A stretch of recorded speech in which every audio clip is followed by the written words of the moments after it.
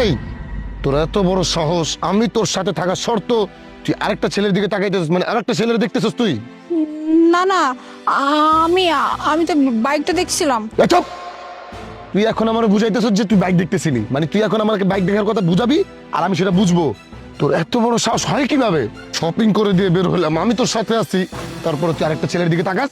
বিশ্বাস করো, আমি মিথ্যা কথা বলতেছি না। আমি শুধু বাইকটা দেখছিলাম আর তুমি কি উল্টাপাল্টা কথা বলতেছো। একদম কোনো মিথ্যা কথা বলার চেষ্টা করবি না। তোকে কিভাবে শিক্ষা দিতে হয় সেটা আমি দিব, সমস্যা নাই। বাসায় আয়, বাসায় আসার পরে দেখবি কত ধানে কত চাল। তোকে কি কি করা লাগে সেগুলো আমি করব। আমার সাথে কোথায় যেতেছিস? কেন বাসায় যাব? আমার সাথে তোর বাসায় যাওয়া লাগবে না। ছেলে দেখছিস না, তোকে আজকে এই প্রথম শিক্ষাটাই হলো তুই হাইটা হাইটা বাসায় যাবি। তোর এই পায়ে ব্যথা নিয়ে এগুলো নিয়ে হাইটা হাইটা বাসায় আসবি। আমার গাড়িতে তোর আমি নিব না। আর ফোন দে। কি বলতেছো তুমি? আমি আমি হাইটা যাব? মানে এত দূর আমি কিভাবে হাইটা যাব?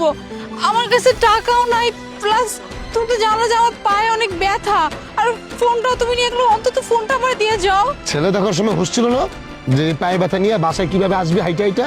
এখন 8 কিলোমিটার রাস্তা হাইটা হাইটা বাসায় আসবি, আর প্রত্যেকটা কদমে কদমে বুঝবি যে জামাই থাকা শর্ত আরেকটা ছেলের দিকে তাকানোর শখ কি কি, মানে কি মজা। আয় বাসায়, তারপর বাকিটা তোর বাসায় বুঝাইতেছি আমি। সাত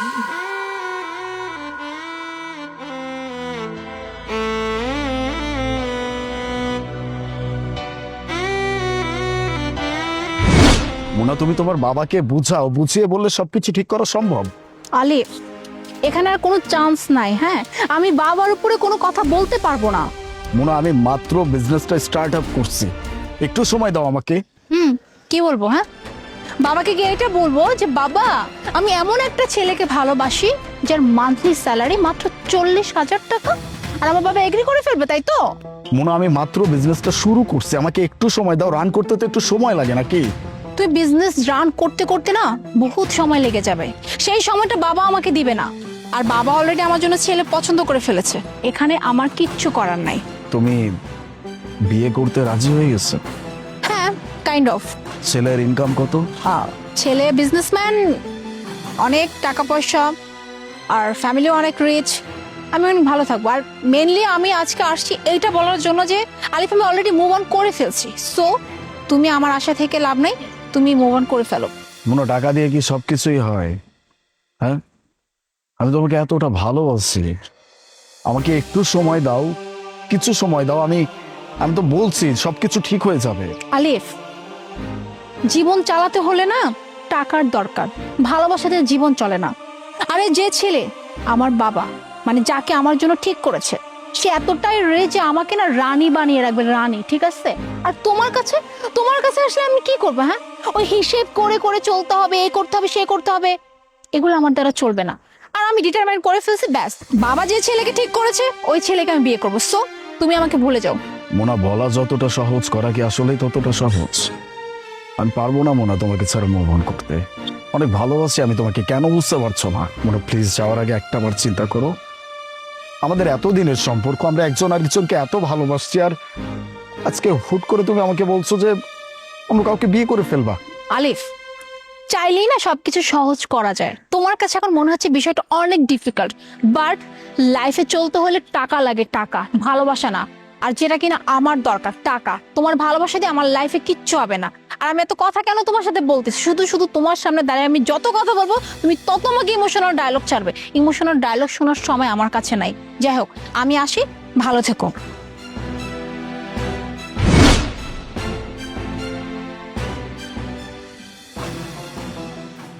এই তাহলে তোমার সেই মানুষ না, বিজনেসম্যান, অনেক টাকা, তোমাকে রানীর মতো বানিয়ে রাখবে।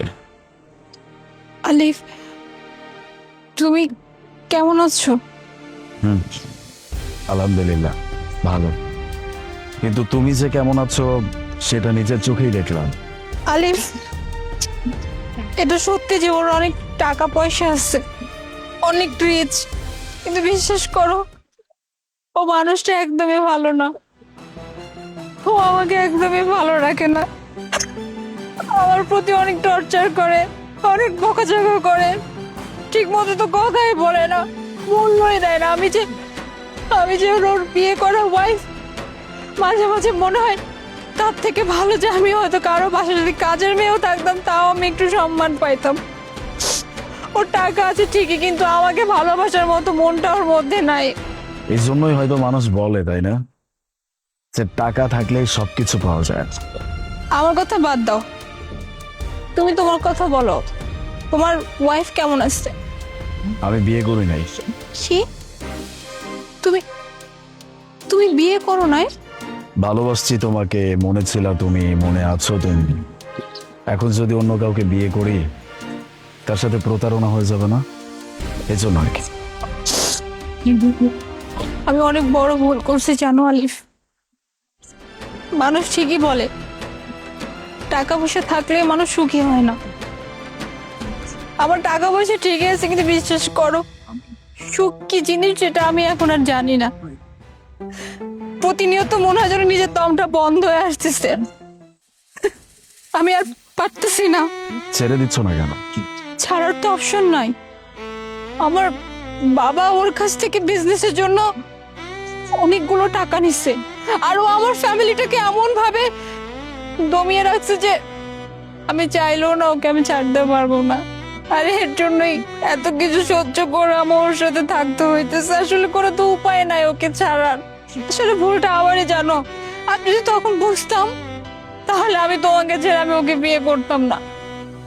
আমি তো ভাবছি যে ওকে বিয়ে করবো, অন্তত আমি অনেক ভালো থাকবো, সুখে থাকবো। কিন্তু সেই ভালো থাকা সুখে থাকাটাই আমার জীবন থেকে না পুরোটা হারাই গেছে। আমি একদমই ভালো নাই। যাই হোক, তোমার বিজনেসের কি অবস্থা? বিজনেস কিরকম চলতেছে?